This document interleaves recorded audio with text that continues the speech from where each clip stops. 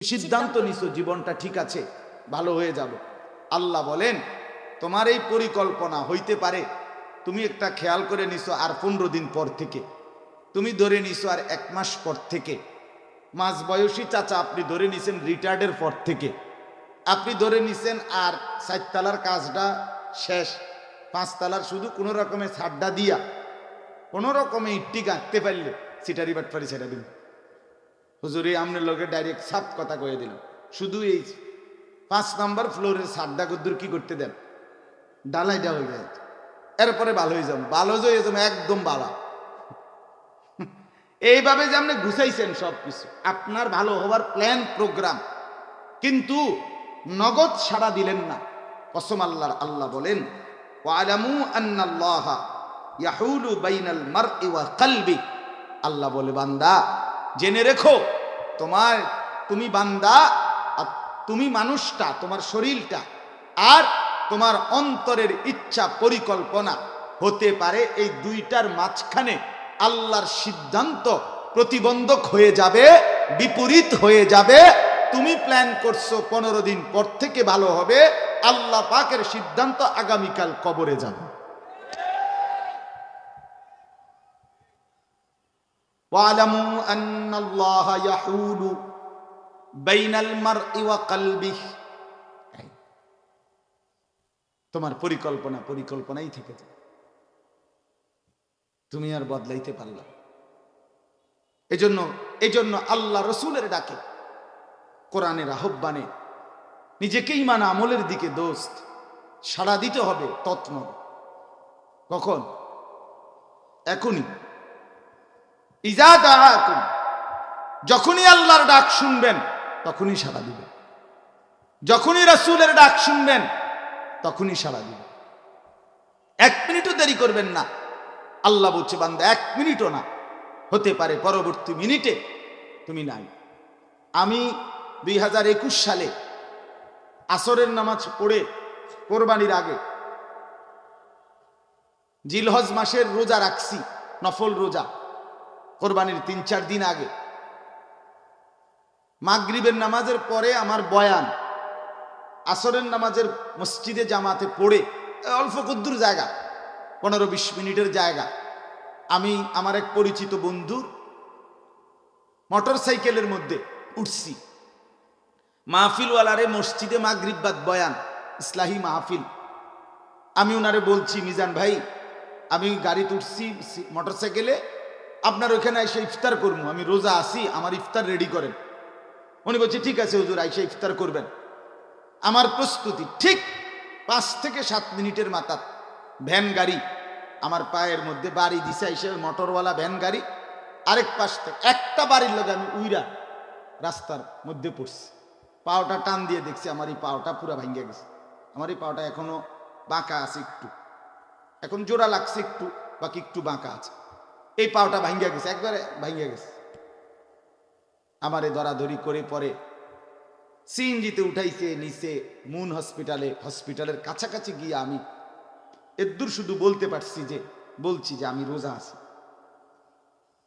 তো আমারে হসপিটালের ভিতরে একটা জুস, ছোটখাটো জুস, এটা দিয়ে আমি ইফতার করছি।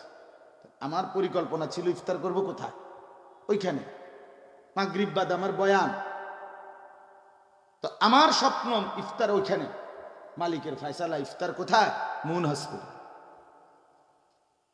ওয়ালামু আন্নাল্লাহা ইয়াহুলু বাইনাল মারই ওয়া কলবি, আল্লাহ তাআলা বলে বান্দা এখনই সাড়া দাও, আজই, এখনই অ্যাডভান্স, এখনই, এই মুহূর্তে 1 মিনিটও দেরি করো।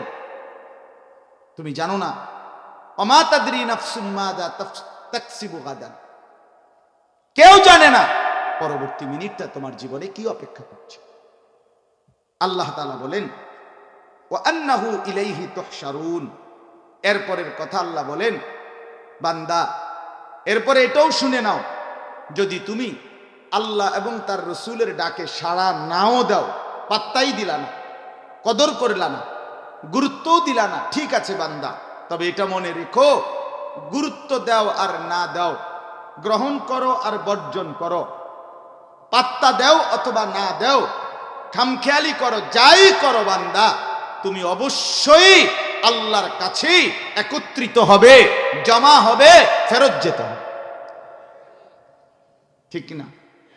আফাহাসিবতুম আন্নামা খালাকনাকুম আবাসা ওয়া আন্নাকুম ইলাইনা লা তুরজাউন। রব্বুল আলামিন বলে, বান্দা তুমি কি এই ভেবেছো? বলো না বান্দা, তুমি কি মনে করেছো? তুমি কি এই ভেবেছো আমি আল্লাহ তোমাকে অনর্থক বেহুদা বানিয়েছি?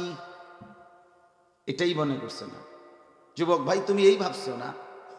তুমি বুঝি এই সকাল ঘুম থেকে উঠা যে মোবাইল টিপা শুরু করছো, রাতের বাজে এখন 3টা, তোমার আর বেডি সাউন্ড শেষ হইতো না? না, হায় রে অসভ্য, হায় বেহায়া, শেষ হবে না আর কোনোদিন? তুমি বুঝি এই ভেবেছো এই নারীর ছবি দেখা, মোবাইলে নারীর নর্তকী দেখা, নাচ গান দেখা, জেনা ব্যভিচারের দৃশ্য দেখা, সারাদিন এই নারীর দিকে পড়ে থাকা, এই জিন্দেগি? এই মনে করেছো? আল্লাহ জানতে চাচ্ছে, বান্দা তুমি এই ভেবেছো আমি তোমাকে এতটা ফালতু বানিয়েছি, এতটা খামখেয়ালি?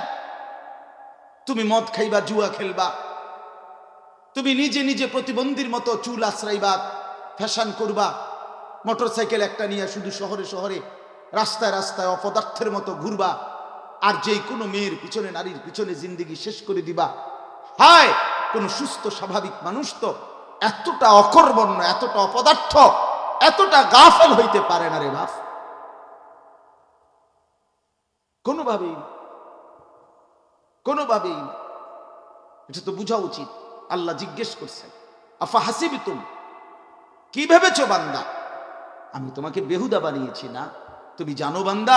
আহা বন্ধু আমার, নওজোয়ান সাথীরা আমার, মাঝবয়সী বাপ আমার, সবাই মিলে ভাবেন, আল্লাহ তাআলা বলছে, বান্দা তুমি জানো মায়ের অন্ধকার রেহেমে, মায়ের অন্ধকার জরায়ুর ভেতরে আমি রব্বুল আলামিন তোমাকে বানিয়েছি। তুমি কি জানো আমি সেই মাওলা যে চাইলে কুন বললেই হয়ে যায়, আমি যদি বলি হও এক পলকেই হয়ে যায়।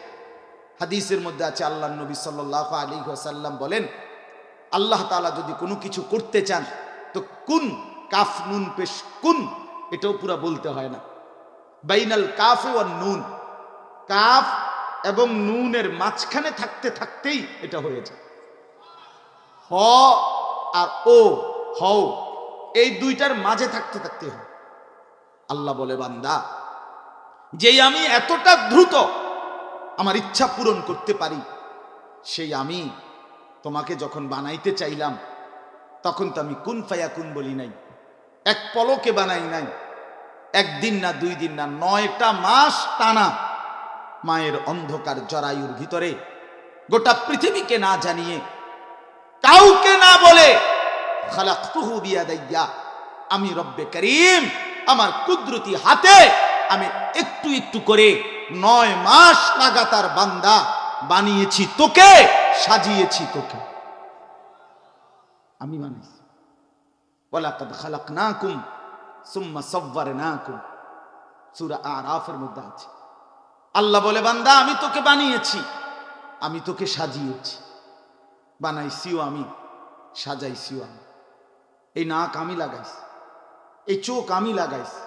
তুমি তোমার মাকে জিজ্ঞেস করে দেখো, এই আল্লাহর বান্দা, তোর মাকে জিজ্ঞেস করে দেখো, মা 6 মাস বয়সে আপনার পেটে থাকাকালীন আল্লাহর পক্ষ থেকে কোনোদিন জিজ্ঞেস করছিনি যে মা তোর সন্তানের আজকে নাক লাগাবো, তুই মা বলে দে কোন দিকে নাক লাগাইতে? জিজ্ঞাসা করছি কোনোদিন? কি বাপ? রব্বুল আলামিন বলে, না বান্দা, এটা আমি একাই করছি, আমি একাই করেছি বান্দা। হাত, চোখ, নাক, কান, দেহ আমি রব্বুল আলামিন তিল তিল করে লাগাইছি। আমি চোখ লাগাইছি একবার, আমি তাকাইয়া দেখছি 1,00,000 বার, কোটি বার।